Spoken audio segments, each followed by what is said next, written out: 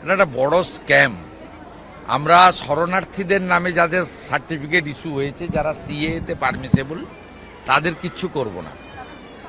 আর যে অবৈধ অনুপ্রবেশকারীদেরকে সার্টিফিকেট দেওয়া হয়েছে তাদেরকে তাড়াবো।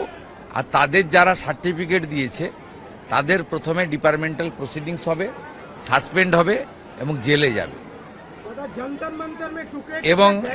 এবং তাদের বলতে হবে যাকে যাকে দিয়ে করেছে তাকে।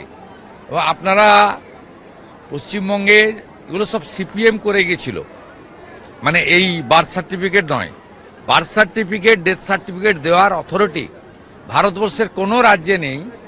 পঞ্চায়েত প্রধান আর মিউনিসিপ্যালিটির চেয়ারম্যান। আমরা গতকাল ক্যাবিনেটে এটাও বদলে দিয়েছি, অর্ডার বেরিয়ে যাবে, আমি পোস্ট করে দেব। সেটা হচ্ছে গ্রাম পঞ্চায়েতের ক্ষেত্রে সচিব, পৌরসভার ক্ষেত্রে চিফ এক্সিকিউটিভ অফিসার, কর্পোরেশনের ক্ষেত্রে কমিশনাররাই বার্থ এবং ডেথ সার্টিফিকেট বা রেজিস্ট্রেশন করবেন। ভারতবর্ষের কোনো রাজ্যে ছিল না। এটা জ্যোতিবাবুর সময় সিপিএম করে গেছিল সর্বস্তরে রাজনীতিকরণ করার জন্য।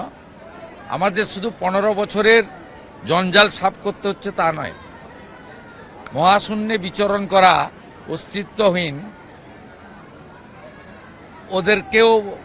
ওদেরও সমস্ত যে অপকর্ম সেগুলো পরিষ্কার করতে হচ্ছে একই সাথে। কাজ বেড়ে গেছে।